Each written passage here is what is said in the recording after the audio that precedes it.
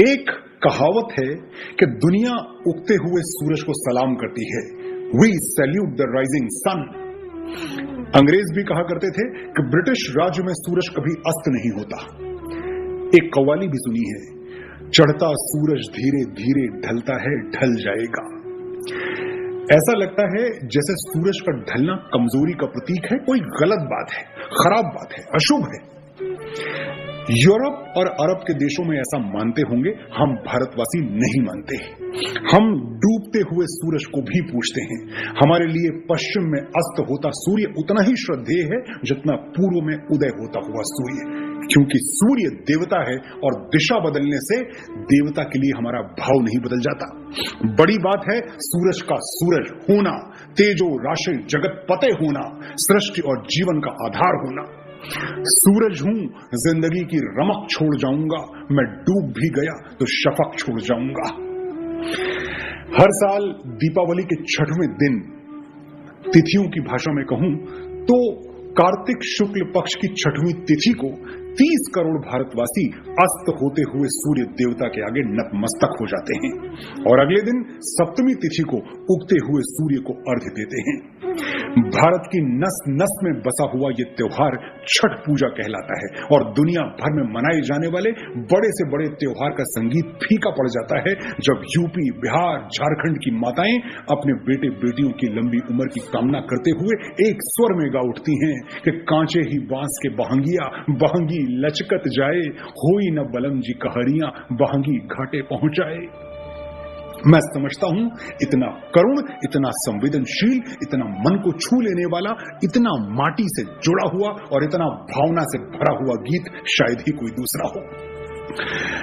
छठ माता कौन है, इसके बारे में अलग अलग धारणाएं हैं। पुराणों में नवरात्रि में पूजी जाने वाली मां कात्यायनी को ही छठ माता कहा जाता है। सनातन धर्म में उन्हें भगवान ब्रह्मा की मानस पुत्री माना गया है।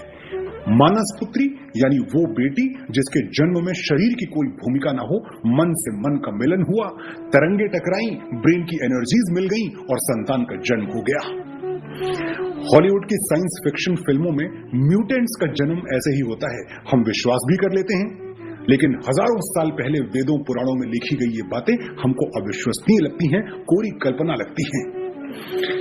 एक बार ठहर के सोचिएगा कि आगे बढ़ने की अंधी दौड़ में हम कितना पीछे जा चुके हैं।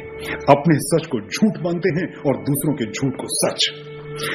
मैं एक ऐसे युवा भारत का सपना देखता हूं जो दिन भर इसरो में बैठ के अंतरिक्ष में रॉकेट्स भेजे, लेकिन रात को सोने से पहले श्रीमद् भगवत गीता के 2 पन्ने पढ़ के ही आंखें बंद करे। मॉडर्न होने का मतलब मूर्ख होना नहीं है। और विश्वास मानिए, अगर हम अपने रीति रिवाजों से, अपनी संस्कृति से, अपने ग्रंथों से, अपने पूर्वजों से कट गए तो हम में और खूंटे से बंधे हुए एक जानवर में कोई अंतर बाकी नहीं रह जाएगा। हम पशु होकर संतुष्ट हैं या प्रभु होने की यात्रा पर निकलना चाहते हैं, ये निर्णय हमें आज लेना होगा, अभी लेना होगा, वरना बहुत देर हो जाएगी। वापस लौटते हैं छठ पूजा की ओर। ये पूजा पहली बार कब शुरू हुई थी ठीक नहीं कहा जा सकता, लेकिन ऐसे उल्लेख मिलते हैं कि महाभारत काल में द्रौपदी छठ माता की पूजा किया करती थी। बिहार का एक जिला है भागलपुर, महाभारत काल में इसे अंग देश के नाम से जाना जाता था और इसके राजा थे सूर्यपुत्र कर्ण, अंगराज कर्ण। कर्ण भी छठ पूजा किया करते थे, ऐसा पढ़ने में आया है। अब कर्ण तो थे ही सूर्य के पुत्र, तो सूर्य उपासना और पिता की उपासना कर्ण के लिए दोनों का एक ही अर्थ था। कहते हैं उस दिन कुरुक्षेत्र में जब अर्जुन के तीरों से बिंधकर कर्ण वीर गति को प्राप्त हुए तो आकाश पर चमकता हुआ सूर्य रो पड़ा। अपने पुत्र की मृत्यु सूर्यदेव सहन नहीं कर पाए।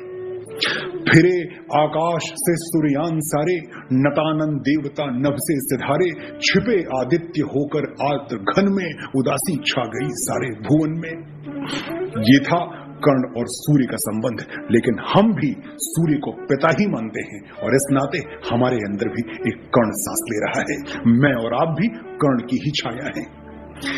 छठ पूजा पे जब हम सूर्य को अपना प्रणाम निवेदित करते हैं तो ये आदर सिर्फ एक भक्त भगवान को नहीं दे रहा, एक पुत्र अपने पिता को भी दे रहा है।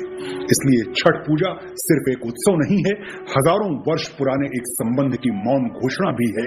ये दुनिया जान ले कि हर भारतवासी सूर्य की संतान है। हम सूरज की तरह तपना भी जानते हैं और सूरज की तरह चमकना भी जानते हैं।